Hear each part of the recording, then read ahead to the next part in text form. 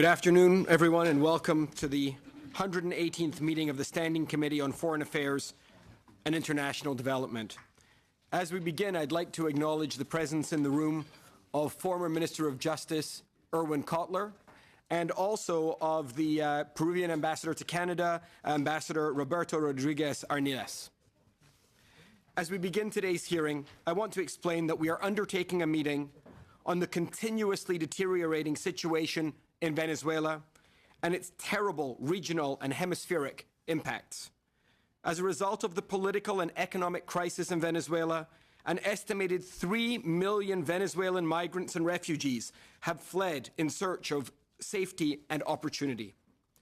The statistics out of Venezuela are heartbreaking. Its economy has lost over 40% of its GDP, and it is in its 5th year of recession.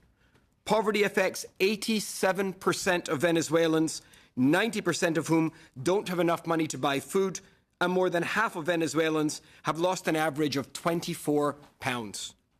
This has created the largest refugee crisis in the history of the Americas. It has been a long time coming, and it does not appear that Venezuelan regime under Nicolas Maduro has any intention of solving this situation in the near future. To speak to us about this crisis, we have 2 panels of witnesses joining us today. For our first hour, we're joined by Mr. Alejandro Guidi, Senior Advisor for the Americas for the International Organization for Migration, and Mr. Jose Samaniego, Regional Coordination for the Venezuela situation, along with Mr. Jean-Nicolas Bose, Representative in Canada from the High Office of the UN Commissioner for Refugees. For our second hour, we have the privilege of hosting Secretary General Luis Almagro of the Organization of American States, with whom this committee has previously heard from in December 2016. And, of course, the Honourable Irwin Cotler, former Minister of Justice and member of the OAS panel of independent international experts on the possible commission of crimes against humanity in Venezuela. With that introduction, I'll invite our first panel to begin their opening statements, after which we can move straight into questions from members. Mr. Bose, if I can ask you and each of our panelists to take 8 minutes to make your remarks, and then we'll open it up to the panel. Mr. Bose, if you'd like to begin, please. Thank you very much, Mr. Chairman and honourable members. I'm very happy to be back in front of the committee today, and I will actually hand over directly the floor to my colleague Jose Samaniego, who will be able to discuss in more detail the response of UNHCR. Or perhaps I think in the order we propose that the IOM representative will speak first, but I'm not sure whether the person is online. I don't believe he's online at this time, so we're making a little bit of a switch on the go here. I'll leave it to you, gentlemen, to begin. Excellent. Thank you very much. I will start maybe mentioning some figures and trends on the overall situation and the impact of the Venezuelan situation in the region. In the last statistics, we account more than 3 million migrants and refugees outside the country. 8 out of 10 persons are in neighboring countries, South American countries, Caribbean and Central American, in Southern Central American countries. But they are also important movements towards the US, Canada, Spain, and the EU, the European Union. We also have to notice a very rapid deterioration of the situation, with more than 2 million persons arriving in the last few years. In addition to that, we have also to consider other population movements. There are circular migration movements from Colombia to Venezuela, people going back and forth, sometimes looking only for some food and some medicines. And there are also important groups of Latin American citizens who have been obliged to go back to their country. We are talking about some 400,000 Colombian returnees, but there are also other nationalities, people from other nationalities coming back to their hometown. An important information, I believe that why these people are leaving. Yes, the outflow of Venezuelans responds to a serious political, social, and economic background.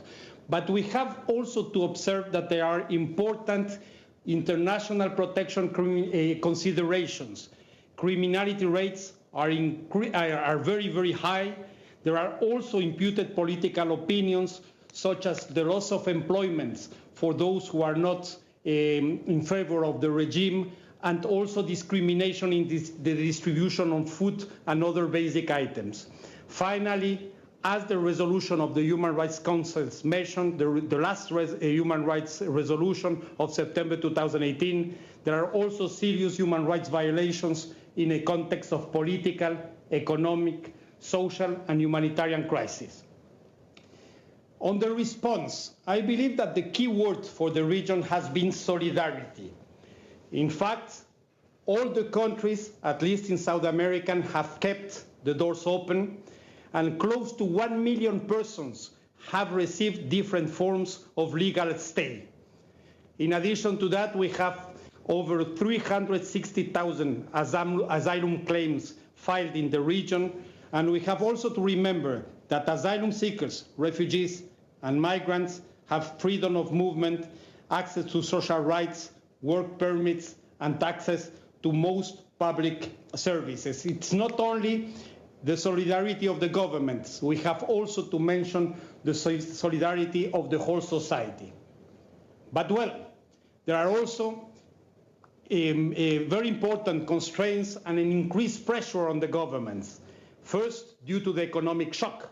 In Colombia only, they estimate that the reception and attention of Venezuelans represents 0.5% of the annual GDP. Basic services are completely strained, mainly at border areas. On the other hand, we have also some trends, some incidents of xenophobia and discrimination. There were even violent protests in some countries. On the government side, some countries have introduced some restrictions, visas, passport requirements, the high cost of documents, but also in the case of the Caribbean, deportations. On the other hand, we have also to remember that less than 7,000 Venezuelans have been recognized as refugees.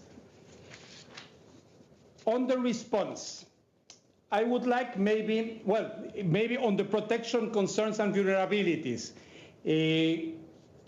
we have observed the following main vulnerabilities of the population. First, the access to the territory and to effective protection. There are many Venezuelans still in an irregular situation. It is estimated to be above 40 to 50% depending from the countries. There are also many cases of GBV, trafficking at the borders of Colombia, forced recruitment, situation of unaccompanied children, and of course, very high vulnerabilities in terms of health, education, and labor and livelihoods, in particularly cases of labor exploitation. I will now focus on the response, because I believe that in this year of the Global Compact, the region is given a model, an example of how we have to coordinate to respond to this kind of crisis. In the response, we have, of course, the governments involved, but also the UN system, other international organizations, and in the last months, with a greater engagement of the development banks. On the governments, each government has established national response plans. As we said, they have created, established, or reinforced legal stay arrangements, and they are promoting also the effect, or they are facilitating the effective access of Venezuelans to health services, education, and to the labor market. At the regional level, governments have promoted a regional process. It is called the Quito process, with two dimensions. First, in September, they presented a declaration The main message is to keep doors open. And last November, they have adopted an action plan. In this action plan, you have a proposal to harmonize legal stay arrangements, promote regularization, facilitate the social and economic rights of Venezuelans, refugees, migrants. For example, in the case of education, the recognition of titles, of certificates. There is also a commitment of international cooperation, and there is also a request to maintain open a constructive dialogue with Venezuela for some specific issues affecting the Venezuelan population, such as documentation and health. This government process is very much with the creation, the establishment of a special mechanism created by IOM and UNHCR, by the High Commissioner and the Director General, at the request of the Secretary General. In fact, 2 months ago, a regional platform was established, and a joint special representative for IOM and UNHCR was appointed. We are talking about Mr. Eduardo Stein, who is trying to articulate with the different governments and to assure a consistent, a coherent message and a consistent response to this crisis. At operational level, we have, under the coordination, the overall coordination of IOM and UNHCR, more than 100 partners at national and regional level coordinating and working together. The main objective is to have a coherent and coordinated regional operational response, to identify gaps and to complement the response of the states. This regional platform will present tomorrow a proposal, a refugee and migrants response plan to increase the immediate response from the international community.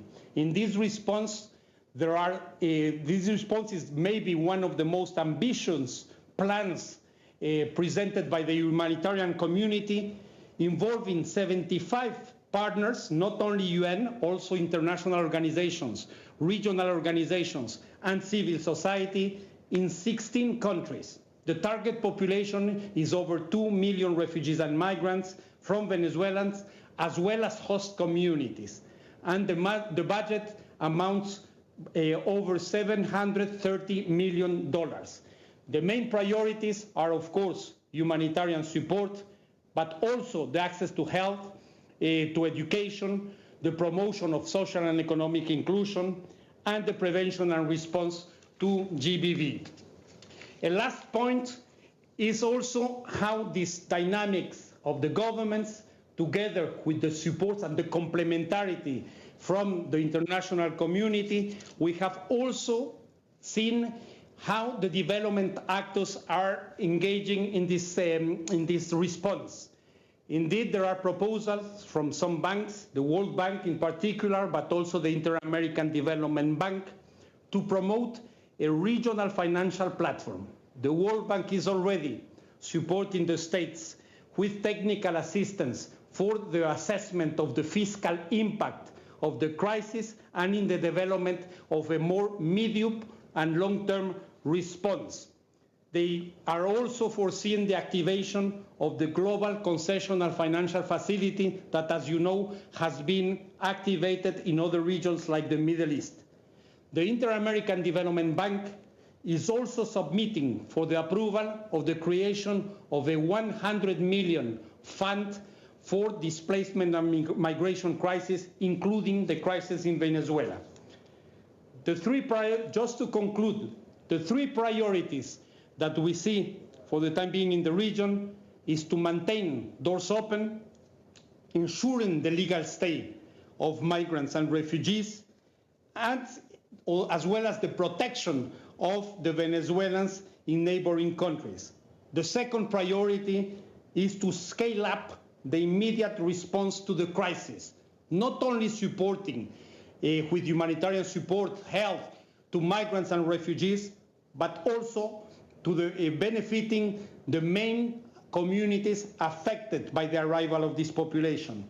And third, we require a further, a more stronger, more robust support of the international community to support the states to promote, to facilitate the local integration of refugees and migrants. We believe that it is a matter of stability for the whole region, of solidarity and of responsibility sharing. Thank you very much.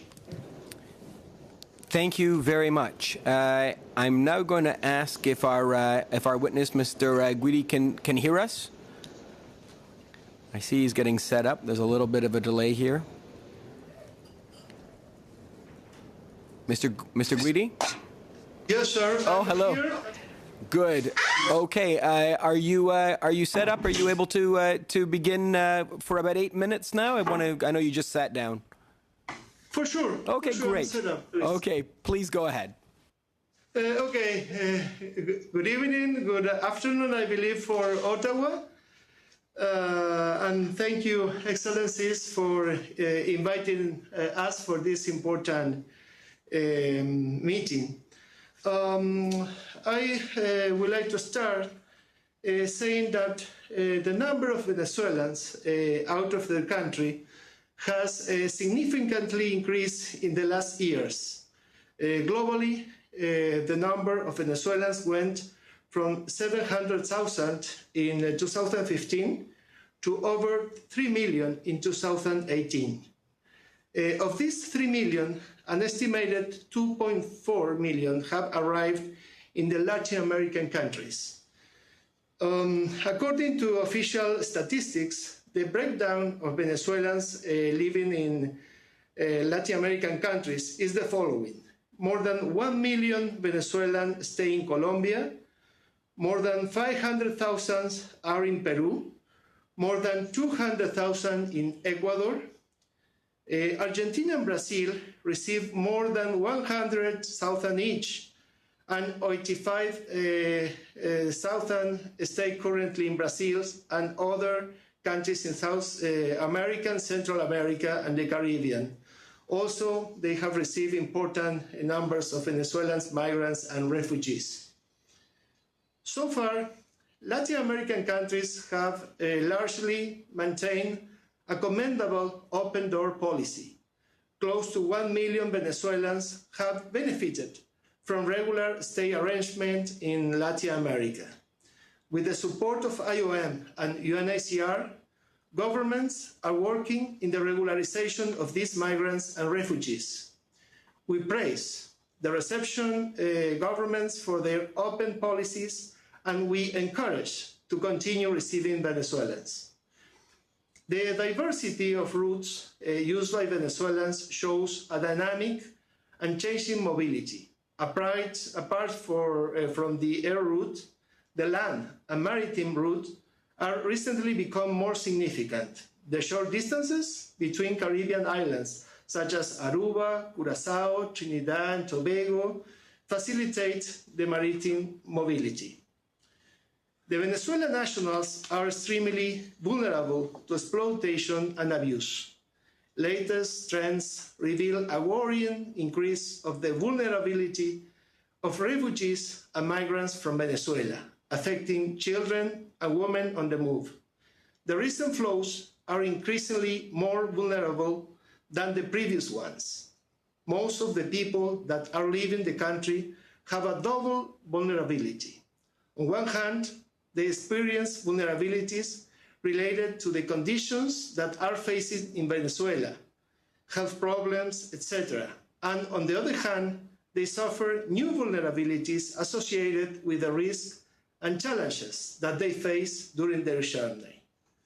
Largest group of Venezuelans, known as caminantes, we say in Spanish, or walkers in English, walk for 15 to 20 days, crossing 2 or 3 countries from Venezuela through Ecuador, Peru, to Chile, and even Argentina, traveling by narrow and risky roads, changing from 320 meters to 3,000 meters of altitude and suffering drastic modification of weather conditions from tropical to stormy and cold weather, among other factors. They are also vulnerable to trafficking, particularly work exploitation, but also for forced prostitution. To earn more money, many of the travelers incur in even mendicity. The workers group are comprised by pregnant women, single women with children, teenagers, Aegean people, handicapped persons, among other vulnerable people. Just to give you an example, in the harsh condition that they face during the journey, the ones that travel between Cúcuta in the northern of Colombia with Venezuela to Rumichaca, which is the southern part of Colombia with Ecuador, need to walk more than 1,400 kilometers. This is just the beginning of the travel for many of them. One of the most important difficulties that the Venezuelans face during this journey is the lack of proper documentation. The Venezuelan government is not issuing new passports. Therefore, the Venezuelans must travel with IDs that doesn't meet security standards. In the case of the children below 9 years old, they have only birth certificate. As we used to say in IOM, migration is a determinant of health, and this situation is not the exception. There is a clear impact of the situation of massive exodus of Venezuelans in the health of the refugees and migrants. In this regard, diseases that were considered eradicated has reappeared and are affecting not only the Venezuelan but also nationals of the receptor countries. Many cases of measles have been reported, as well as several events of malaria, dengue, and tuberculosis, among other diseases. The Venezuelan that suffers from diabetes or HIV cannot receive assistance in their country, so they should face to leave Venezuela or to die. Maternal mortality and gender-based violence are also affecting Venezuelans that are leaving the country. Women, children, persons living with HIV, and Aegean people are indigenous population require special assistance. LGBTI communities affected by the displacement should also face discrimination and difficulties to access to health services. Also, there was a drastic loss of doctors and other health professionals, which has reduced the assistance to zero in some health facilities in Venezuela. In Colombia, the National Health Institute reported a 272% increase of important events in public health in nationals from Venezuela. 17% of the reported events are of indigenous people. We would like to commend the receptor countries, as they are not only receiving and in many cases documenting the Venezuelans, but they are also providing social assistance to them. Committed officers from ministries of health of the receptor countries are present in the border and in sector with presence of Venezuelans, providing services, particularly of vaccination to children. The assistance is provided in most of the cases, funded 100% with financial resources from the national public budget. For this reason, there is a strong need to support the sanitary authorities at national and local level to enhance public surveillance and areas of reception of Venezuelan migrants. Among the health factors that we described, there is also a need to provide psychosocial support to Venezuelan migrants and refugees that are experiencing mental health problems due to the traumatic experience of their displacement. Considering the magnitude and complexity of this unprecedented crisis and to contribute to a coherent and harmonized response, the UN Secretary General has requested UNHCR and IOM to coordinate and scale up the operational response. For this purpose, both organizations have set up a regional interagency coordination platform. This platform, which my colleague José Samaniego will explain in depth, provide a great opportunity for the international community to stand together with the Venezuelans, refugees and migrants, the receptor communities and the government to provide support aiming to overcome the more important massive exodus that Latin American countries has ever experienced. Thank you so much. Thank you very much to both of our witnesses for your testimony. We'll move straight into questions from the members, and we're going to begin with MP Abou-Taif, please. Well, thank you for appearing today before committee. And very, very important topic, Venezuela. I'm very familiar with Venezuela on many fronts, and this situation has been going on for a long, long time. It has not started with Nicolas Maduro. It started with Hugo Chavez in the past, and then he established that ground, dividing the society, putting the people again. I mean, doing all kind of identity politics, if you wish, you know, rich versus poor, and the welfare state that he created. They drove the country out of money. Their currency is down. The once known Venezuelans, the rich and the comfortable, well-doing country in the region now is probably one of the poorest in the world. That situation is definitely affecting not just only Venezuela, but affecting the region. We've seen similar situation when it comes to refugees, with the Syrian refugees, as well as with Bangladesh, with Myanmar, and people running from a country to less fortunate country to right now Bangladesh is in need in help and assistance, and over 1 million people out there. That is also affecting the socio-economic or even the socioeconomic burden on the country. I see that you mentioned that there's among the 3 million Venezuelans that flee the country.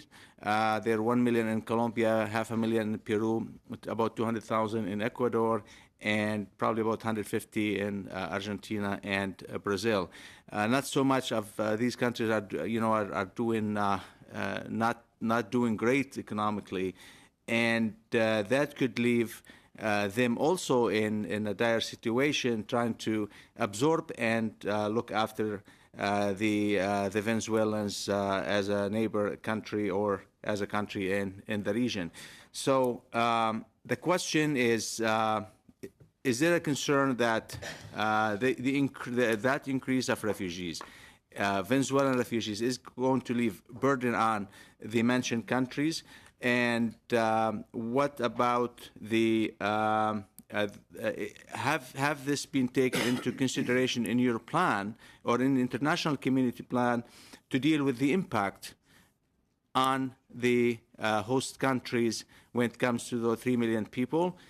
In bracket, knowing that refugees, the average refugees settlement could take between 10 and 15 years before the people come back. So we would like to have, I would like to have some feedback from you on this situation. Again, the impact of these refugees on the host countries.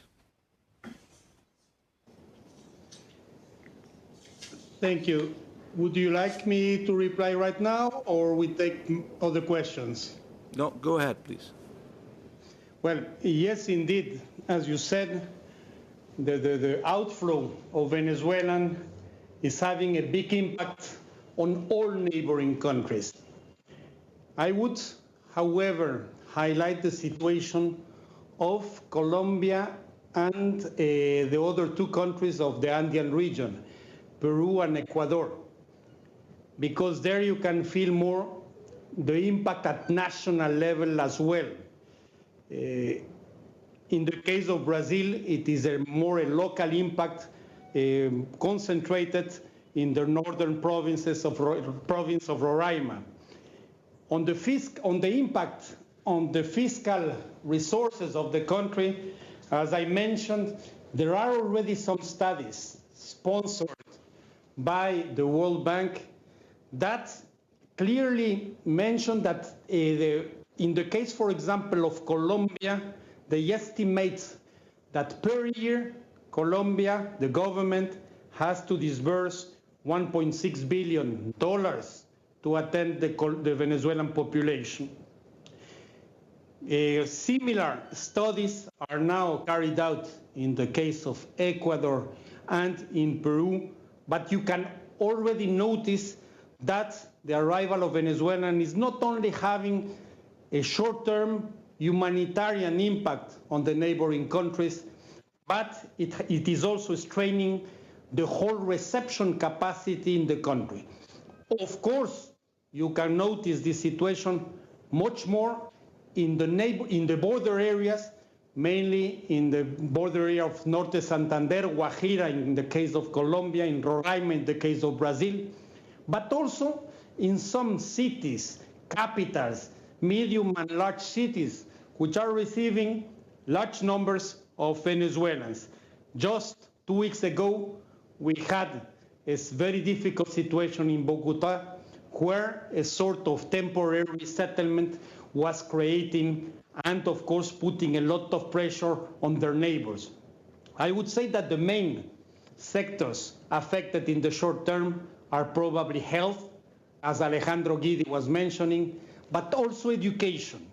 Education, they are having big problems to absorb the new students, and the capacity of the schools, mainly at the border, are quite limited. In the medium long term, the big challenge is the access to the labor market. We have to see that these persons have a good level of qualification, they have the right to work, but as you said, the situation in the receiving countries is also difficult. We have to remember that in Ecuador, for example, I have a short question on this. Now we know the humanitarian situation is somehow out of control in a way, moving forward. What about the political situation? How do you feel the international community is doing on approaching this? Because if the political situation can be resolved, I think that will relieve a lot of the situations going around, especially with refugees. If I can ask you to limit the answer on this to about 1 minute, and then hopefully we can pick it up in a subsequent question. I just want to make sure all members get time to speak. Fine. Well, the main focus of our support is mainly at the protection and response level. In this sense, what we are doing is we are supporting the national plans developed by the countries. Colombia has just issued a national response plan for the Venezuelan called the COMPES, and other countries are doing the same. And our work is really to complement these programs, focusing more on the immediate needs and also to the support to the main host-affected communities. The governments are at the same time working with the development banks to identify resources in their own budgets, but also to mobilize additional funds for more medium and long-term responses. Thank you very Alejandro, I don't know if you want to add. Well, maybe that's the end of time on that, but we'll pick it up, I'm sure, in a subsequent question. And we're going to move now to MP Czesnewski, please. Thank you, Chair, and thank you, gentlemen. What we're seeing in Venezuela is democracy transformed into a populist dictatorship, which is now sliding into failed state status, the slow-motion disintegration of state at terrible human cost. And we know some of the statistics, 50% Venezuelans have lost an average of 24 pounds, 30% of children are malnourished. So I'd like to turn to our UN colleagues. One of your sister structures, the UN Human Rights Council, suspended Venezuela in 2015. We've seen various international bodies condemn Venezuela, suspend Venezuela, and once again, the UN HRC, September of this year, September 27th, once again, passed a resolution expressing deep concern. Since then, another 300,000 people have sought refuge in neighboring countries. Another 1% of the population, 7% are already refugees. How many millions more can neighboring countries accommodate? All these international bodies condemning publicly, stating publicly that these are crimes against humanity, what's taking place within Venezuela. millions of people are seeking refuge, and the outflow is continuing. Do you have estimates? How many millions more can neighboring countries accommodate?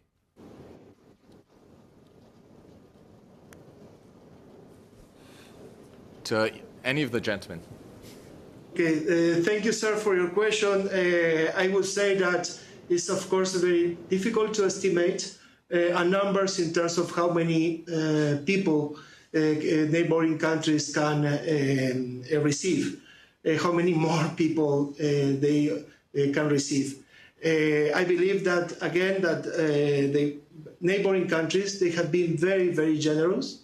We commend the effort that they are doing, and they have been doing, in fact. One important aspect that we should consider and take into account is that the areas, and I think Jose mentioned a little bit, is that the areas where people are arriving are the poorest areas of these countries, like in the case of Colombia, in the northern of Santander, and in the case of Brazil, which is Roraima, is one of the poorest areas of those countries. And one of the strategies that these countries have been doing is to relocate the people from these areas to other areas of the country where the people can receive some kind of assistance, so also to be better integrated. Thank you. So let me continue along that train of thought. Clearly, neighboring countries are already strained. We're seeing another mass outflow. It could reach a point where it destabilizes neighboring countries as well. Your agency has an unenviable task of trying to figure out how to deal with the refugees, but the UN body itself seems to be unable to act. And where I'm heading is back in 2005 at the World Summit, there was an outcome document that talked about the responsibility to protect, that state sovereignty is a responsibility, and the responsibility of protecting citizens is the responsibility of state. However, there is a residual responsibility of the broader community of states when crimes against humanity occur. And I believe crimes against humanity have been documented. The UN document talks about timely and decisive action and manifest failure. And in the case of Venezuela, I think the case has been made that they are in fact the perpetrators, the victimizers, the cause of crimes against humanity. When will the discussion about the responsibility to protect kick in? Well, maybe a point, because as you mentioned, there are two levels in this response. I would say the diplomatic, political level, and the second, the humanitarian, the protection level. I believe that at the political level, discussions are taking place in the UN, but also at the level of the OIS, to see how the countries can put pressure to ease the situation of the population and have a more open position towards the inclusion of the Venezuelan population inside the country and to ease the political tensions. As you well know, in the region at the level of the governments, there is this Grupo de Lima that, as far as I understand, Canada is also supporting, that is working at this political level. But I believe that the decision of the Secretary General, the measures taken by the IOM and UNHCR, but also the decision to activate this Quito process was essentially taken because it is an imperative to also to respond to the humanitarian dimension of the crisis and to somehow support the countries that are receiving Venezuelan citizens. Just to refer to the UN, at the more operational level, we are working outside Venezuela with the regional platform, but also inside Venezuela. There was a recent decision of the Secretary General to scale up the presence of the different actors to support mainly the access to to social services, but also to support civil society in the country. So I would say what we see is how to complement and to have a more coherent response inside and outside Venezuela at the operational humanitarian level. Meanwhile, we all hope that the countries will activate their diplomacy to find a solution to the situation in Venezuela. Thank you very much. We will now move to MP Laverdure. Merci beaucoup, millones. Thank you so much. Millones gracias a todos. Thank you to all. Well, we can see that indeed Colombia, Brazil, and Peru and other countries who are receiving most of the migrants. I'm wondering, most of them, because we see tent cities and shanty towns in Brazil, most of them, where are they living? Are they living in communities or in some of these specific areas set up for them? Mr. Samaniego, what do you have to say?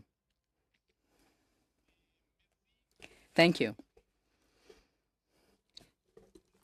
Well, the Venezuelans are to be found everywhere, to tell you the truth. As our colleague, Alexandro de Guidi, mentioned, the Venezuelans have come in waves. In a first wave, we saw the richest who were able to get away quickly. In a second wave, that's around 2015, 2016, and into 2017, a great many professionals left the city and towns and left their country. And then in another wave, and this is what Alessandro is referring to,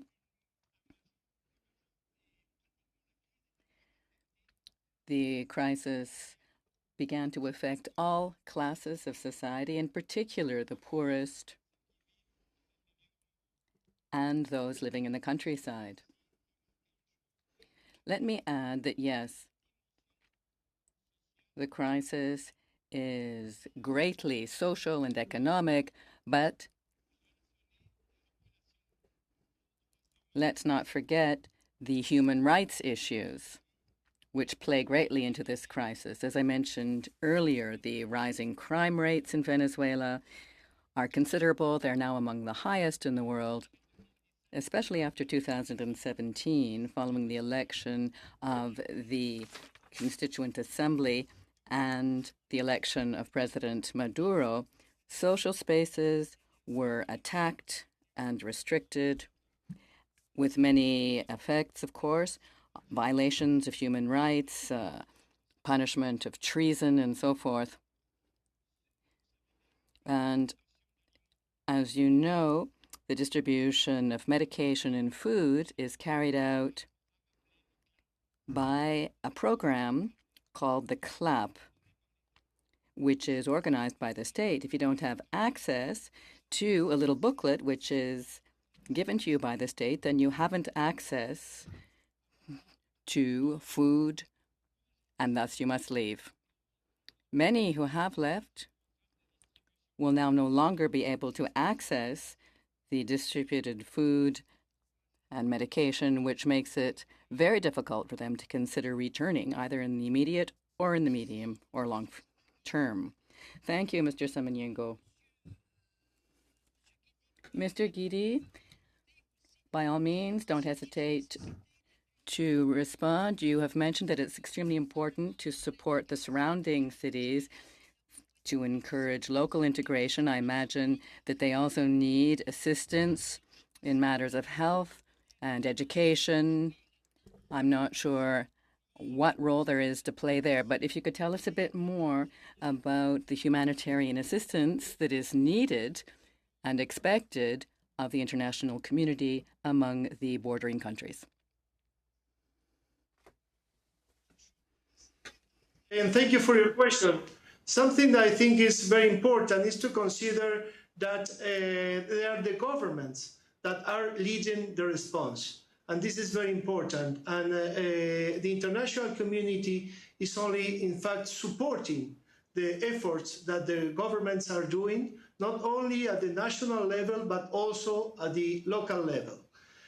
Something that also we should take into account is that some local governments are very weak in some countries. As I mentioned, in the case of Colombia, in the area of Santander, in the case of Roraima in Brazil, and they are doing a very important effort. First, to relocate migrants and refugees who are in the border area to other cities, but also the distribution of emergency kits and non-food items, provision of temporary accommodation. This is, I think, very important. A lot of migrants, they just enter one area and they need to stay 2 or 3 days and then to decide where to go and what to do.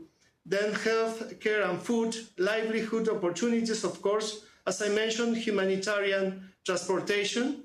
The issue of support to access documentation and regularization services. This is something that both IOM and ACR, we are doing because if the migrants and refugees, both, they have access to regularize their situation, the migratory and refugee status, so they can be, they would enable them to access to different services and rights.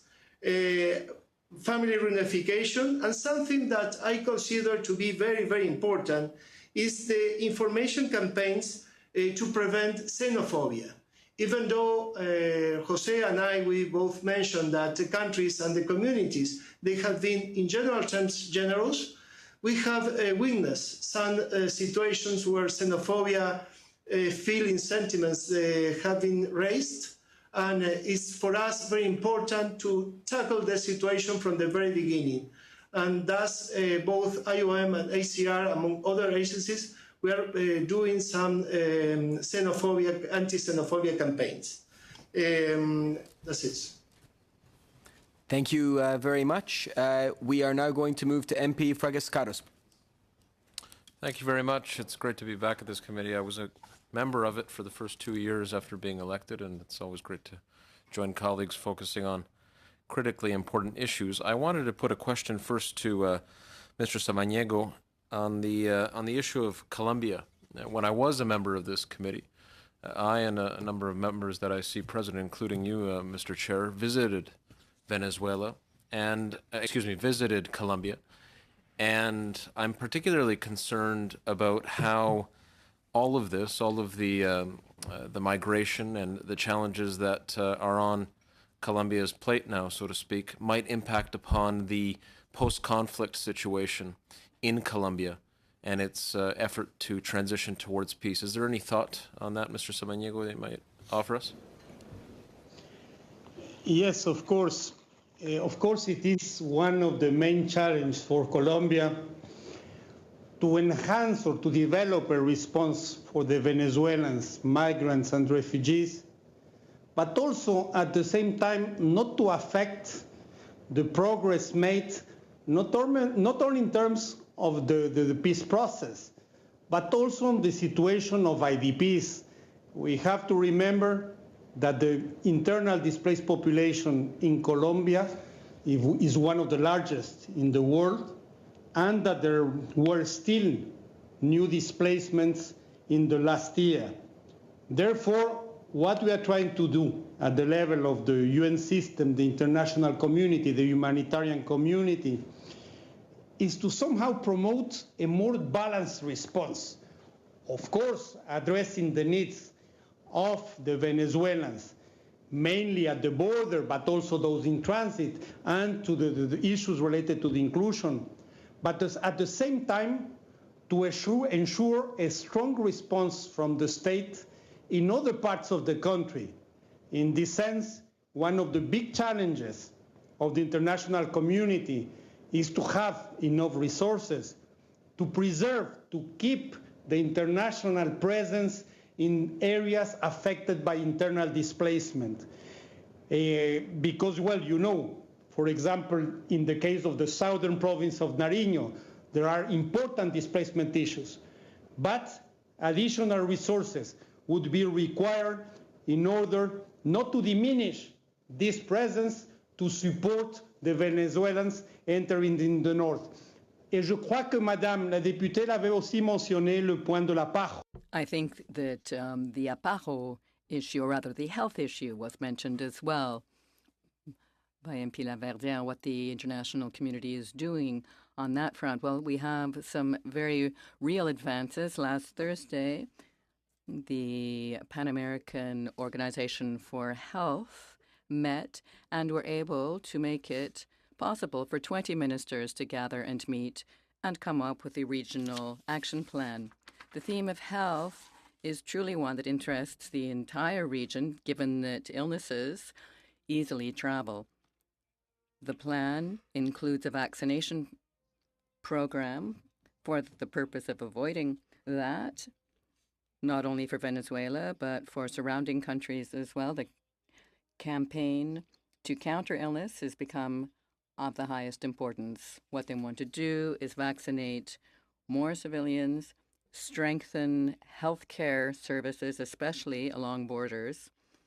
As you know, of course, there are many different approaches to health by country and different levels of access by country. So right now they are setting up a mechanism to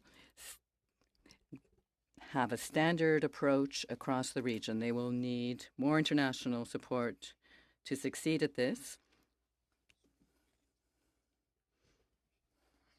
I do want to put one last question to Mr. Guidi, if I could. Sir, you just were speaking about xenophobia, and I know that the UNHCR in Colombia has spoken out on this issue as well. I was reading earlier today about the effort among civil society organizations and individuals to work together to welcome Colombian refugees in ways that we would all hope for. The Somos Panas movement, or We Are Buddies in Spanish, I'm reading directly from a report here, aims to correct the negative messaging that has been circulating on media about Venezuelan refugees. Mr. Rocio Castaneda, who is the UNHCR Colombia campaign director, said of this, there is great solidarity at an individual level from people donating items and sharing their Wi-Fi with Venezuelans. He goes on to say, but we could definitely see more done to improve the representation of migrants in the media. My concern here is not the media necessarily, but civil society organizations that are doing so much to combat negative stereotypes. Could you speak about civil society actors on the ground? I've read a great deal about churches that are active in Colombia in particular and what they are doing, but other organizations that are spearheading efforts to combat negative stereotypes, as I said, and deal with this issue head on in a way that is progressive, and how the international community could aid those efforts, because we shouldn't want them to do all of that work alone. Thank you so much for your question, and maybe Jose also can complement, as you have mentioned UNHCR. I would like to mention that I think that civil society is a critical partner for both for IOM, for UNHCR, and for the platform in general. In fact, the advantage that they have is that they have a very strong presence in most of the communities, in the Colombian communities, as you know, and I think I speaking from my own experience, because I have been Colombia Chief of Mission in IOM Colombia Chief of Mission until February this year. So I am very clear that a lot of very small even NGOs, they are doing a very great job in different small communities of the countries, and to be honest, very, very isolated communities. Some of them, for instance, support migrants to allocate them in a place to shelter them for a few days, and also sensibilization campaigns against xenophobia. I believe that the reaction of the Colombian people have been very, very positive. And one of the messages that we normally we share is that the Venezuelans have been very, Venezuela in general has been very solidarity, has been a lot of solidarity from their people. They receive a lot of Colombians, even during the worst period of the war, of the conflict of Colombia. So I think that the Venezuelans now expect the similar generosity that they received 10 or 15 years ago. Something that we also keep mentioning is that Venezuela as a country, they have received thousands, if not millions of migrants and refugees from all over the country, all over the continent, sorry, and all over the world, in fact. And I think that is a matter of reciprocity. But going directly to your question, and just to finish, I think that the NGOs, they perform a very important activity, a critical job, that, and that's why both IOM and ACR we are very interested in partnering with them. Thank you very much. That's going to bring to an end our first hour, and I just want to thank all three of our guests for your insights that you've brought to us today on this very, very important issue. Colleagues, we'll break for about 2 minutes while we find our next panel. But thank you, and with that, we shall suspend.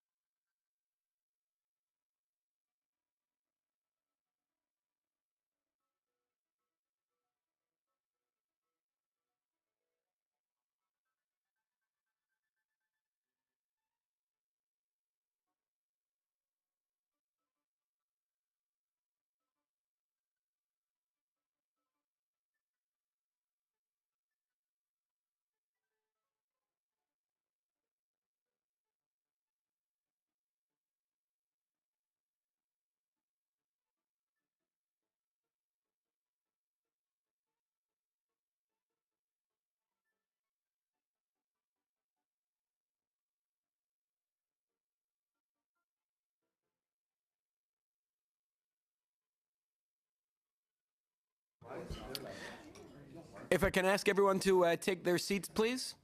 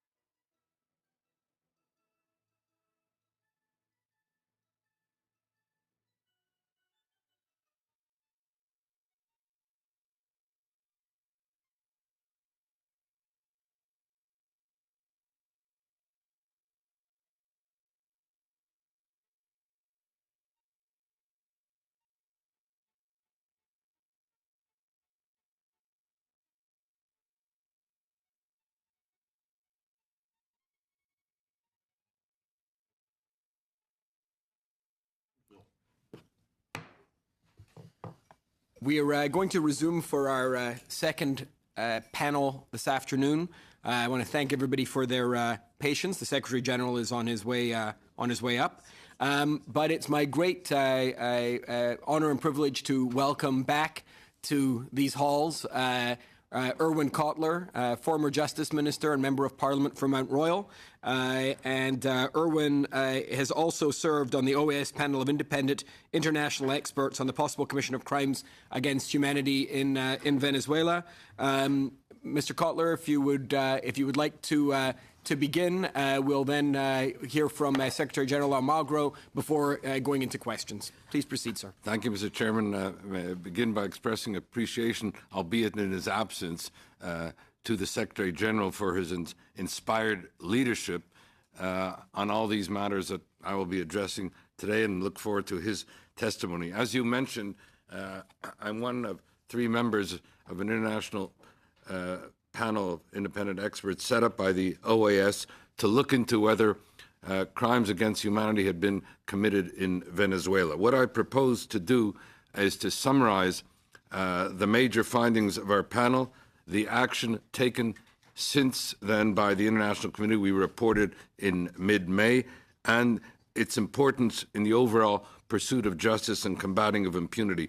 As I said in May at the OAS on the occasion of the release of our report, that this 800-page report, and I've got it right here, I gather at 8 minutes I have about 1 minute for each of the 100 pages, but that this 800-page report, replete with massive documentary evidence and legal authority, will hopefully make an enduring contribution to the pursuit of international justice and the combating of impunity, which is so important to this panel.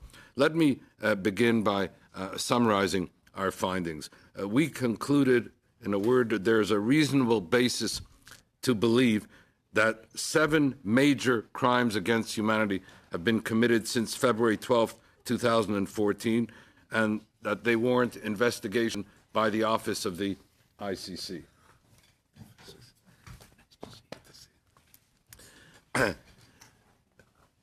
Would you want to go hear from right now from the Secretary General, perhaps? You continue your testimony. Okay. The 7 crimes against humanity in order that we determined were: first, the crime against humanity of murder. Simply put, that multiple murders had been committed as part of a widespread or systematic attack targeting the civilian population, particularly those who were opponents of the regime or believed to be opponents of the regime. The evidence also disclosed that there were at least 6,385 cases of extrajudicial executions by state forces and organizations connected with the state. Second crime against humanity was that of imprisonment or other severe deprivation of physical liberty. In a word, we determined that there were 12,000 cases of arbitrary detention, imprisonment, and deprivation of liberty. In particularly here too, the widespread and systematic targeting of opponents of the regime. Third, the crime against humanity of torture or cruel or inhumane, degrading treatment or punishment. I might just sum up the words of my fellow panelist, Justice Manuel Ventura Robles, who said in all of his 20 years of being a judge, he had never seen such graphic cases of torture and human suffering in that regard. Fourth crime against humanity was that of rape and other forms of sexual violence as a pattern, including such crimes against persons under state custody. The fifth was the crime against humanity of persecution against any identifiable group or collectivity on political grounds. What we found here is that this crime of persecution was present in each of the 7 crimes against humanity, in respect of which we had made a determination. Number 6 was the crime against humanity of enforced disappearances of, and in particular here, political opponents or persons believed to be political opponents.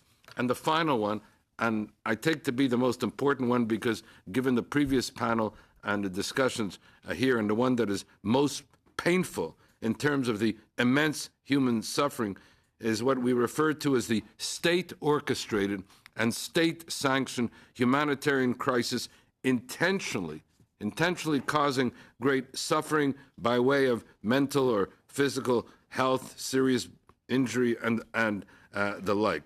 In a word, what we found was a total breakdown in the health system, a dramatic increase in hundreds of thousands of preventable diseases and deaths, malaria, diphtheria, measles, tuberculosis, cancer, and the like. Dramatic increases in maternal and child mortality. Dramatic food shortages and starvation involving a discriminatory and persecutory withholding of food on political grounds, characterized as we refer to as a food apartheid.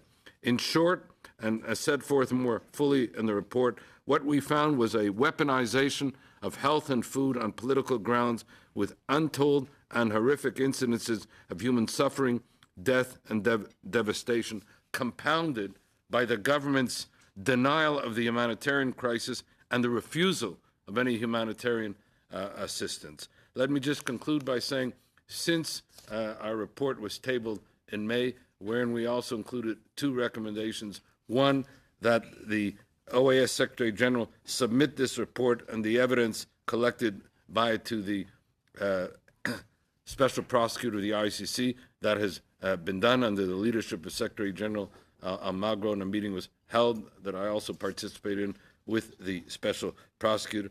And also that state parties be invited to refer the matter to the ICC as part of a state referral. And with this, I want to close by saying that during the United Nations General Assembly in September, Canada joined Argentina, Chile, Colombia, Peru, and Paraguay in referring these suspected crimes against humanity to the ICC for prospective investigation and prosecution. What is notable here, this is the first time since the ICC was established 20 years ago that there has been any state referral at all. Referrals up to now have always been by human rights organizations. The second thing is it's the first time that it was referred by heads of state.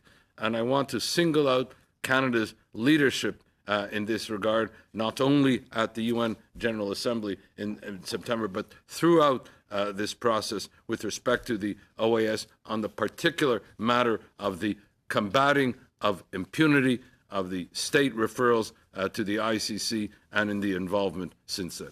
I'll close at this point. Mr. Chair, I'm looking forward to hearing the Secretary General's testimony.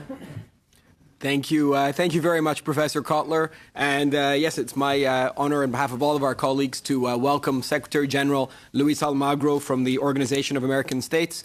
Sir, please, if you'd like to provide your testimony, then we're going to open it up because I know there's many questions for both of you from the colleagues around the table. Please go ahead. Honorable Chair, members of the committee, thank you for having me here today. It has been 2 years since I last addressed this esteemed committee. At that time, I spoke of the vital role the OAS plays as the forum for political dialogue in the hemisphere, the opportunities for Canada in its engagement with Latin America, as well as some of the developing challenges in the region. particularly the growing, undeniable aggressions on democracy and human rights, and the fast deteriorating situation in Venezuela. Today, I must speak to a much starker picture of the situation facing our hemisphere. The divisions between freedom and authoritarianism, between the respect and protection of democracy and human rights versus repression for the pursuit of power, has unashamedly come to the surface, creating a moral quandary and an existential divide that has developed on a continent that only a short time ago proudly considered itself a hemisphere of democracies. Venezuela is a warning for us. It is the how to design and implement a dictatorship in the 21st century. It is a roadmap for how to dismantle the constitutional and democratic order of society and how to build a regime dedicated to the personal wealth and prosperity of the dictatorship at any cost. It is now also the grandest test of the commitment to democracy of the OAS member states and our hemisphere. How do we, as an international community, respond to what is not only a failed state, guilty of atrocities against its citizens, but what is now free-falling mafia state whose action as threatening the security and stability of its neighbors is an existential question of our hemisphere future. Inaction of the international community, whether as a result of intentional choice, as a result of hesitation or inertia, only feeds the dictatorship permanence in power. The regime has destroyed checks and balances and governmental institutions, destroyed free and fair elections, destroyed economy, destroyed PDVSA, destroyed democracy, while they are stealing millions, and persecuted, imprisoned, tortured, and killed the internal enemies, who are innocent civilians who simply did not support and agree with the regime. They have even been deliberately starving funds. Public hospitals have been reduced to places where people go to die. There is no running water and surgery, if done, are done with the light of candles or the flashlights of cell phones. This crisis is also far from a trivial discussion of the politics of left and right.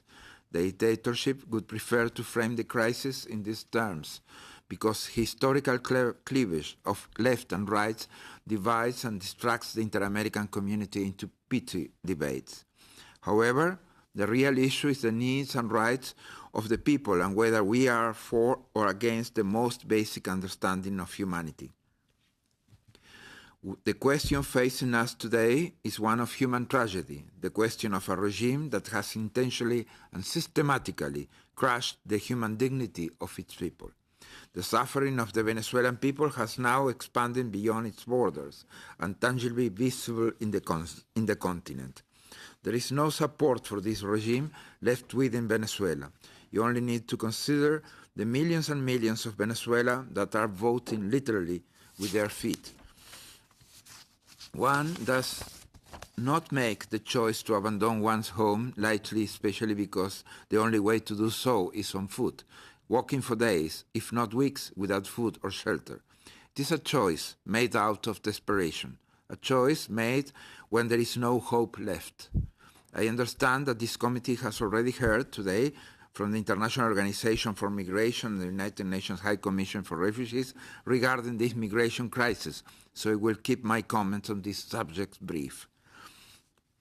The dictatorship has caused the largest migration exodus in the history of the hemisphere. Since Maduro was first elected, 3.3 million Venezuelan refugees have fled the oppression and repression of his regime. That is already 10% of the population. Every single day, 5,000 Venezuelans are forced to flee the country, and another 1.8 million more are expected to leave by 2019. This is a region that already has some of the highest level of undocumented migration in the world. Venezuela was once a destination country for the region's economic migrants, and so in addition to those fleeing in desperation, these individuals are forced to seek opportunity elsewhere. Those who could afford to live and continue their lives elsewhere, the doctors, teachers, professors, engineers, academics, the professional class, have all been living for years. Now we see millions and millions of Venezuelans with no hope left who are casting their ballot with their feet. They are packing what they can on their backs and making the long walk to safety, to security, to hope. Countries in the region are trying to absorb the refugees and migrants, but it has proven a difficult economic, social, and cultural challenge. Colombian President recently mentioned that migrant influx cost 0.5% of the country's GDP. An incident during the summer of 2018 in various receiving countries showed how problems could be easily triggered. Every calculation, every public opinion poll must count the voices of those who have chosen to leave because staying and hoping or working for an alternative is an impossibility. The Venezuelan crisis is now a crisis for all of the Americas. We are seeing the re-emergence of diseases that had been all but eradicated from the region and are now, once again, spreading throughout the continent. Venezuela is exporting malaria, diphtheria, and measles to neighboring countries because corruption, negligence, and now a deliberate policy of social control and repression have left millions susceptible to disease. The environmental degradation of some of the most pristine ecosystems that this world has seen is happening at an unchecked and unprecedented rate as guerrilla terrorist groups are strip mining entire swaths of untouched land to extract precious metals, the newest source of revenue for the regime, now that they have pillaged and destroyed the country's oil industry. The ELN, reduced almost to its knees, now flourishing in Venezuela, where it is easily finding new recruits from the vast pool of desperately poor and hungry Venezuelans. And strengthening LEN is also a magnet for dissent FARC members who refuse to participate in the Colombian peace process. The history books will clearly show that the implosion of Venezuela is a textbook case of the inertia of international public decision-making, of the failure to act when there was a moment to act. And the consequences of this failure will be felt far beyond, and the implication of this humanitarian disaster will need to be addressed for decades to come. Nicolás Maduro and his regime should be investigated for crimes against humanity. First, I must thank Canada for the support you have shown for the OAS in this process from its outset. Your esteemed former colleague, Professor Irving Kotler, who I'm pleased was able to join us today, made an immeasurable contribution in drafting the legal opinion of the panel of independent international experts that found reasonable grounds to believe that crimes against humanity have been committed by Nicolás Maduro and his dictatorship. The OAS submitted to the court documentation of 131 murders by the state security forces and paramilitary collectivos during the 2014 and 2017 protests. More than 8,000 extrajudicial executions recorded since 2015. More than 12,000 arbitrary detentions, and more than 1,300 political prisoners. And this is only what we already documented. The United Nations High Commissioner for Human Rights has stated that Venezuela's security forces might have committed crimes against humanity against protesters and called for an international investigation. The United Nations Working Group on Arbitrary Detentions has also warned about possible crimes against humanity. All of these data points are outdated. In the months since the publication of the report, the escalation of the crisis and the increasingly brutality of this repression has grown exponentially. For this regime to hold onto power, they require complete and total social control. I applaud Canada's decision to join the coalition of Latin American countries that invoked Article 14 of the Rome Statute, referring the situation of Venezuela to the prosecutor of the International Criminal Court, calling on her to urgently open a full criminal investigation into these crimes that are taking place.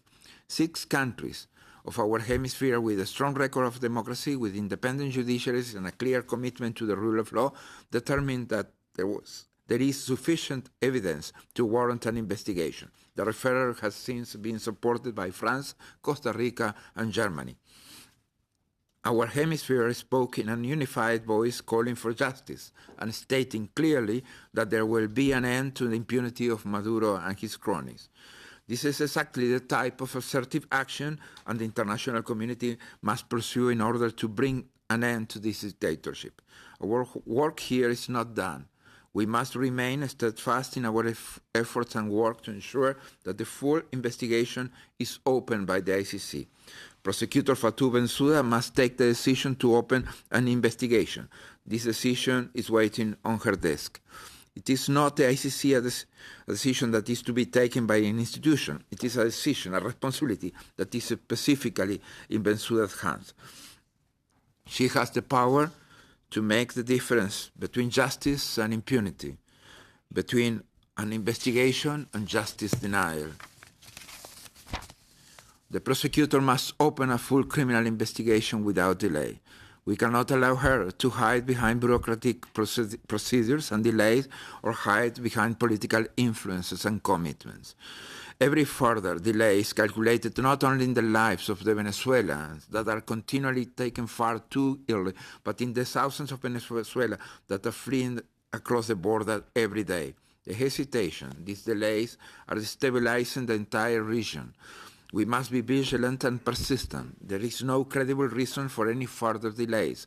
The International Criminal Court is already late to act. It is time for the ICC to side with the victims and justice. It is not only in the failure to act that tragedy becomes atrocities. Let me be absolutely clear. Any response, any action or intervention must be done in accordance with public international law, international humanitarian law, and international criminal law. It must conform with the international norms that protect democracy and human rights. Any attack, armed invasion, or aggression that takes place outside of the confines of international law must be unequivocally condemned. Moreover, we do have responsibility to act and have created obligations for ourselves under the protocol of the responsibility to protect that not only requires states to protect their population from atrocity, but also calls on states to support each other in meeting this responsibility and to take action when other states fail. These commitments were not created for when we are already counting the number of deaths, but they exist precisely so that we can prevent this from happening. The Venezuelan crisis did not develop in a vacuum. Dictatorships in the 21st century are created in a different way than those of past centuries. The modern dictatorships is developed in the open over time. The strategy was simply use whatever mechanisms are available to achieve power and then corrupt and co-opt those systems to hold on to power through any means necessary. Venezuela may be the first new dictatorship of the 21st century, but it is not the only dictatorship. Nicolás Maduro built a regime to emulate the Castro legacy of control through misery. With reports of as high as 46,000 Cubans working in Venezuela, many in the intelligence and security and repression apparatus, this is hands down the largest occupation force in our hemisphere. To the skeptics of responsibility to protect and of considering a humanitarian intervention in Venezuela, to those who ferociously and blind defend non-intervention as if the world were in the Westphalian era, and no matter how great the crimes and atrocities being done by a government in power to its people, I ask, why have not you condemned this ongoing, outright and self-evident intervention in Venezuela? The Cubans were responsible for mentoring, teaching, and modernizing the Bolivarian National Intelligence Service, the main apparatus Maduro uses to combat the so-called internal enemy, who are simple citizens calling for their political and human rights. The Cubans are working hard to keep Maduro regime in power. At a time when Venezuelans are living with unprecedented shortages of food and medicines, Maduro continues to send millions of barrels of subsidized crude oil to his political masters in Cuba, instead of using those resources to feed his people. The Venezuelans have adopted the Cuban repression and torture playbook. They even denounced that they have participated in torture. The Nicaraguan dictatorship of Daniel Ortega has recently done the same thing. Cuba is exporting its repression around the region. During this past year, torture victims in Venezuela and Nicaragua have reported the presence and participation of Cubans in torture chambers. Venezuela and now Increasingly, Nicaragua are off-prince dictatorships emulating the legacy of the longest-standing dictatorship in our hemisphere. This must be stopped using the long arm of the law, the international law, and consistent with basic moral principles.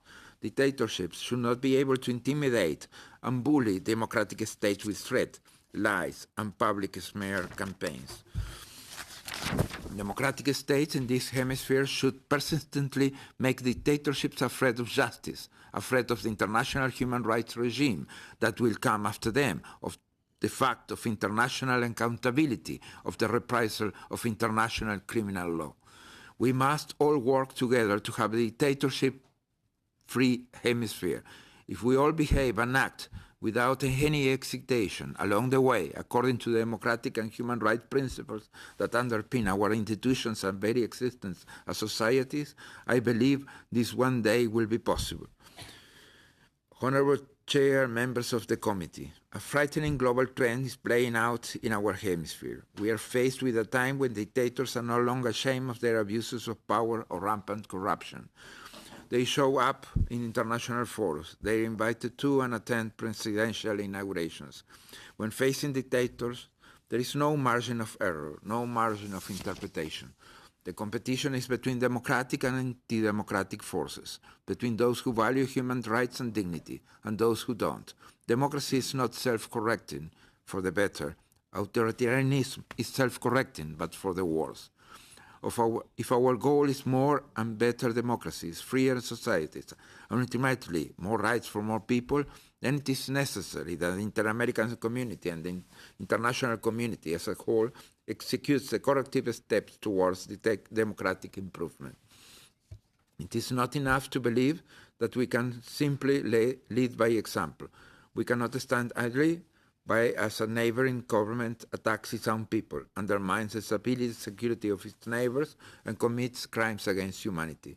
It is not enough to speak platitudes towards democracy and human rights. To stand for democracy and human rights requires that we are willing to act and to fully use and implement all of the tools and mechanisms available to us that could help bring about any form of change.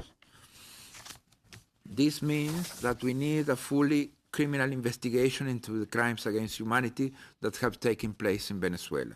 We must explore the levers we have established in the protocol of that responsibility to protect. We must address the corruption and criminality and be willing to impose financial sanctions, asset seizure and forfeitures of illicit funds and property. We must be willing to explore every possible mechanism that could help stem and resolve the crisis. The situation in Venezuela is a moral test for our generation, and how we are responding to the crisis will be remembered for generations to come. Our responsibility, our belief in the power of principles, a rules-based and values-based international order, and a transnational moral responsibility consistent with international law should be the doctrine implemented to defend people, not to defend the state.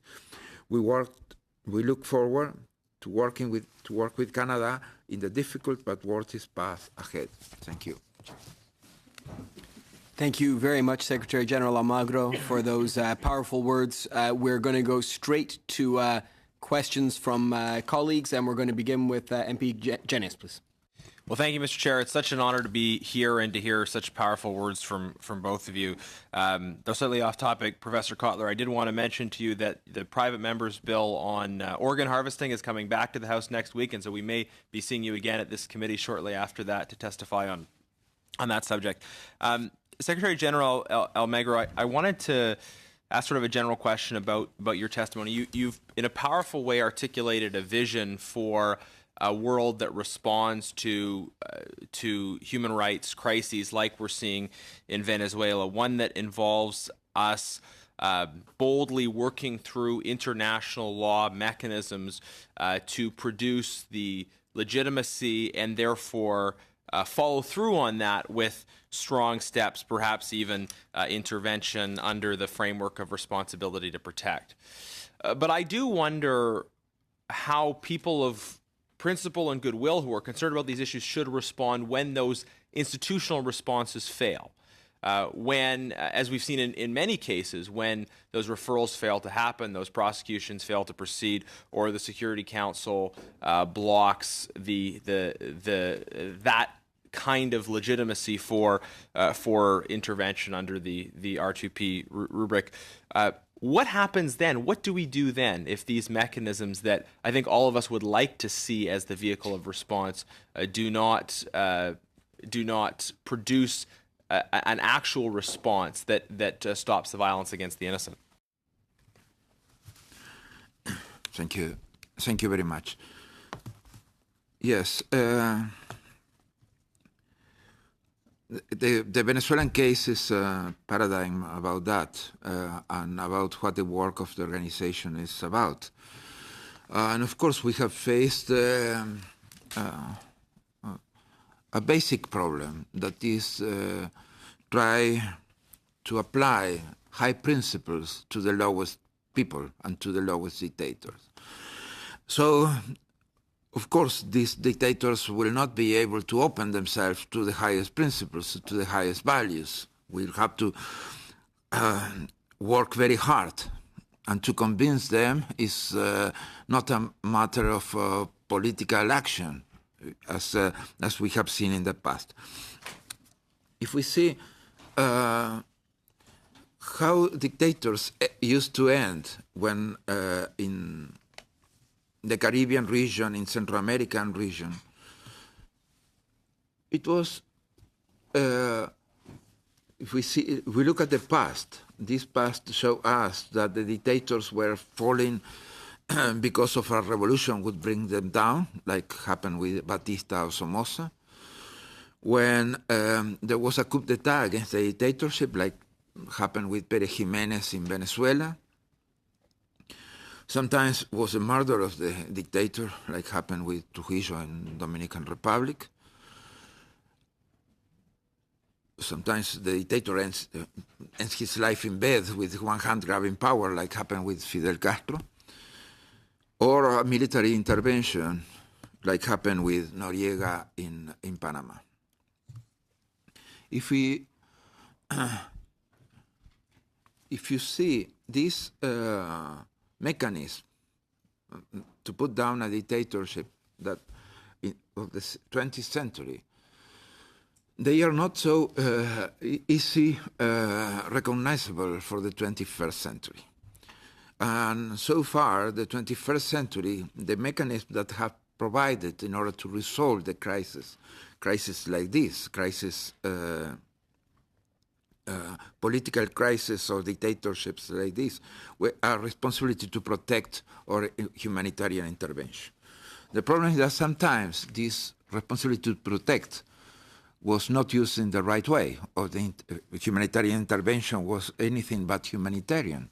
So we have had some troubles with the antecedents, what is coming from the past, in order to implement it for the future. I think we shouldn't be ashamed of what was wrong in the past in order to do the right thing in the future. The problem is when we don't do anything, like happened in other parts of the world, like let's say the genocide in Rwanda or the massacres of Pol Pot. It's very very hard to do a counterfactor explanation, because what is the mess avoided and what is the mess created. If we would have known, of course, that hundreds of thousands of Rwandans would have been killed, we would have acted immediately after, let's say, 10 were dead, 100. So I think in the Venezuelan case, we already have a problem that has affected millions of people, that is killing millions of people, that have killed people just because they had a kidney disease and they couldn't do a dialysis, or because they had diabetes and they don't have insulin, or because just they have cancer, they didn't have the carnet de la patria, so they didn't receive any kind of treatment, sometimes even having the carnet de la patria. The only antecedent that we have in the region to deal with a rogue state, with a criminal state, with a mafia state, is is the case of Noriega in Panama. And if we see the intervention there, of course, to restore, in order to protect democracy and to protect human rights, is the one where is based the democracy of Panama today. We wouldn't have that wouldn't have been democracy in Panama maybe even today. So the thing is that we have to act according to international law. The tools that we have provided by the international law is responsibility to protect and the humanitarian intervention. And we have to do it always as a way to prevent further disasters for the people and to prevent a destabilization of the region that already exists. The aggression that we have mentioned, not only the aggression of Cuba of kidnapping the democracy of Venezuela, of putting it down, the democracy of Venezuela, but the aggression also is coming from Venezuela through organized crimes, through drug trafficking, and through diseases that some of them were eradicated for years in the continent. Thank you very much. We're now going to move to MP Saini, please. Good afternoon to both of you. Thank you very much for coming. This is a real treat here to have such two esteemed and well-informed individuals on the situation in Venezuela. Secretary General, I want to go in a little bit different direction, but I want to carry on with what my colleague had said. If we look at the economic situation in Venezuela right now, we've seen minimum wages go up 34 times. We've seen prices that are doubling every 18 to 26 days. We see a devaluation and a change of the currency. We've seen the value-added tax rise from 4 to 16%. And we see now a currency that's linked to a virtual currency, which nobody really understands, called a petro. So as you can see from all of these sort of things that I've mentioned, the financial stability of the country is not going well today or in the future. And, you know, I know Professor Kotler has very eloquently outlined all the sort of human rights abuses that are happening there. But let's just take one aspect of Venezuela and look at the financial stability right now. Right now, we know it's not doing well. So under this current regime, under this current scenario, the economy is not going to improve. So I go back to a comment that you made on September 14th in the town of Sucara, if I think I'm pronouncing it right, in Colombia, where you say that military intervention in Venezuela, you didn't publicly refuse or rule it out. And part of your argument was that it was crimes against humanity that were occurring, which you and Mr. Kotler have outlined. However, when you made that comment at around the same time, the Lima Group, 11 of those countries, put out a statement which they believe there should be a diplomatic solution. So on one hand, you're saying that there is the possibility of an intervention. On the other hand, the Lima Group is saying that they would rather prefer a diplomatic solution. So there tends to be no real agreement of the situation that's happening there. What's your commentary on that? What do you believe the solution should be? Intervention or diplomatic? I would rather prefer a diplomatic solution too, of course. But we also have to say that to deny to the Venezuelan people rights and procedures that are consistent with international law is not the right approach. The solution cannot be a no solution.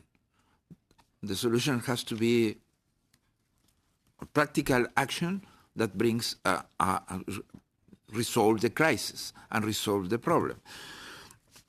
We'll keep going on with a humanitarian crisis in Venezuela for the next years.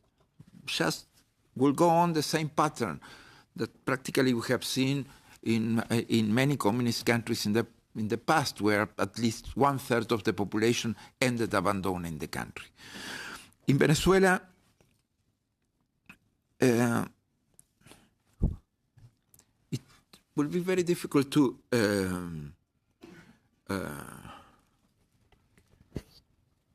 at a certain point, it will be very difficult to deny to the people the responsibility to protect. So just because you mentioned something very important in your comments when you said you had to look at the reality on the ground. And one thing that I have not heard in the public debate, or which I have not heard, is the influence of China in Venezuela. As you're aware, China investment in Venezuela is the largest in Latin America at 62 billion. Venezuela is being funded completely by China. They've not made a sovereign fund payment in 2 years. Recently, Maduro went to China, and he was given a $5 billion loan. It seems to me that, I mean, if there's going to be a solution, right now the country that has the biggest impact and the biggest influence in Venezuela is China. But for some reason, China is not being engaged. And China has a policy where they do not interfere in the domestic affairs of any situation. But with the situation that's occurring now, the humanitarian crisis that's occurring now, would it not be suitable or relevant to include China in the discussion because of the impact they have, not only in the economy, but in other aspects of Venezuelan political life? If China would want to help in this direction, to restore democracy in Venezuela and to resolve the humanitarian crisis in Venezuela, they would be extremely welcome. But they have not made any movement in that direction. We would highly appreciate, and there have been more than one opportunity. There have been many opportunities for the Chinese to present themselves and say, look, we want to cooperate in order to reestablish democracy in Venezuela, to reestablish human rights protection in Venezuela, to resolve the humanitarian crisis that the country is facing. But that has not happened. So I think that more likely they are going under the same pattern and framework that they have had for international affairs in the past.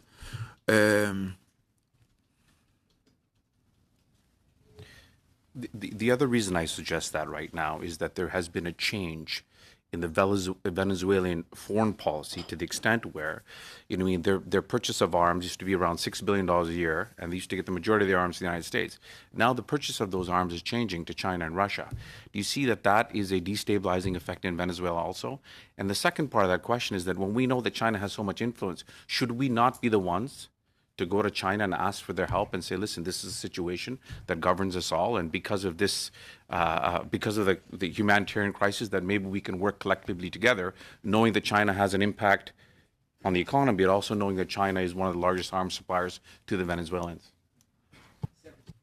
Secretary General, if I can get you maybe to just do a 1 minute answer to that question so that we've got time for other... Oh, so then take your time. Yeah, we'll combine it. Please, go ahead.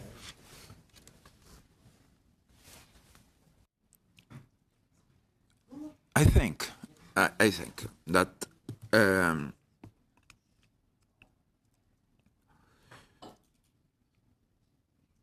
there has been also initiatives that have tried to involve China and Russia in a solution for Venezuela. We regret that those initiatives were not didn't work at the end. The reasons for that we can study them long, but our main concern about what you're asking is that these tries have been in the past, have been even when the situation was better in Venezuela, were done 2 years ago, were done already 1 year ago.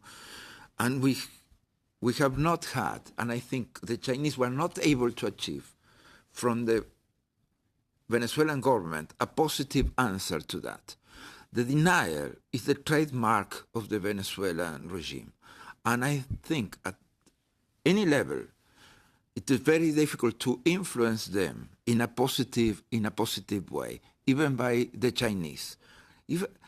All this that has been tried so far, it has not worked. And we all know the permanent denial of the humanitarian crisis, the permanent denial of the political situation, the permanent denial of human rights violations, the permanent denial of the situation of the economy that the regime of Venezuela is repeating time after time. So I don't see this influence, this Chinese influence, working on them in a positive way so far. The situation is of the country is even worse than what has been described here, because the lack of institutionality makes practically impossible to fix any of the issues that you have mentioned. It will be impossible to fix the financial problems of the country, the economic problem of the country, the oil collapse of their productive system. Will be very difficult to resolve even the territorial control of the country. We have a strong presence of ELN and FARC dissidents in at least 2/3 of the territory. We see what happens when the Bolivarian National Guard wants to intervene in those areas. They are just killed by the ELN. And there is no practically, they have absolute impunity about that, as they have absolute impunity about the illegal mining exploitation of the organized crime activities or the drug trafficking that they are implementing. So we have a rogue state that is paralyzed except in what it counts for illegal activities. Those illegal activities makes the things very difficult to resolve, because and somehow I try to mention it here, a political solution, a political dialogue, political negotiation, it is very difficult to implement with a criminal state. It is very difficult to implement negotiations with drug traffickers, and it's what we have now in Venezuela. We have the family of the president in jail in New York because of drug traffic.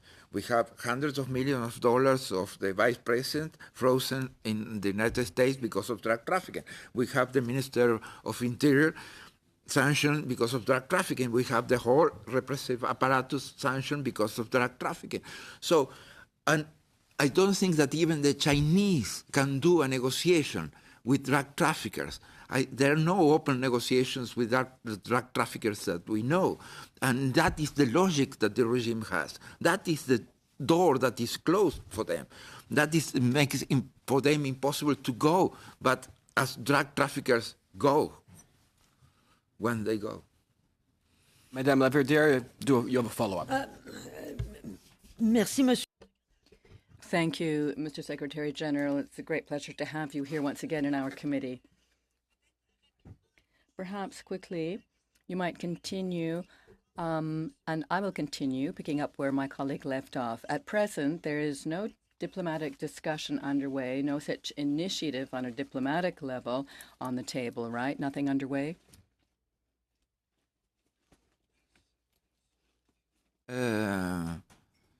Diplomatic initiative these days. I think after the failures of the Vatican in November 2016, the failure of the negotiations in Santo Domingo in 2017, I think practically everybody in the international community knows that any dialogue process, we know it will have one outcome, that it will be Maduro remaining in power, and that is the only objective that they are looking for. Through any dialogue of any negotiating process that they have started, their only possible acceptable solution for them is to remain in power, and that makes the things very difficult for anybody to volunteer in a new dialogue or in a new negotiation. Thank you very much. And the last question is going to be MP Vandenbeld, please.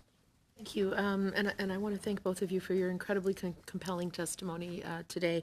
I was wondering if you could elaborate on the particulars of the humanitarian crisis and particularly the role of the state. I noticed, Professor Kotler, you used language that is orchestrated by the state, that it's a deliberate, weaponized form of the crimes against humanity. So this suggests that the humanitarian crisis is not just a consequence of the human rights and political abuses, but is actually a method of the human rights abuses. If you could perhaps elaborate on that.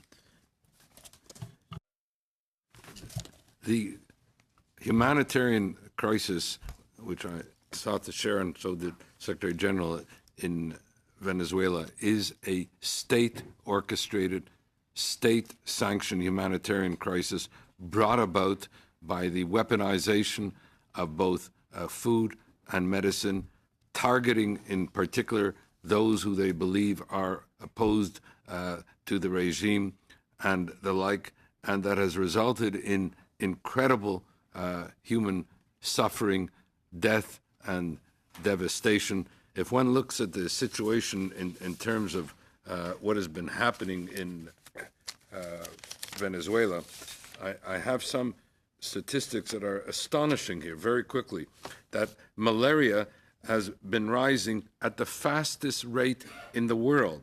In 2017, more than 406,000 cases of malaria, a 69% increase from the year before, and 2018, the same thing developing.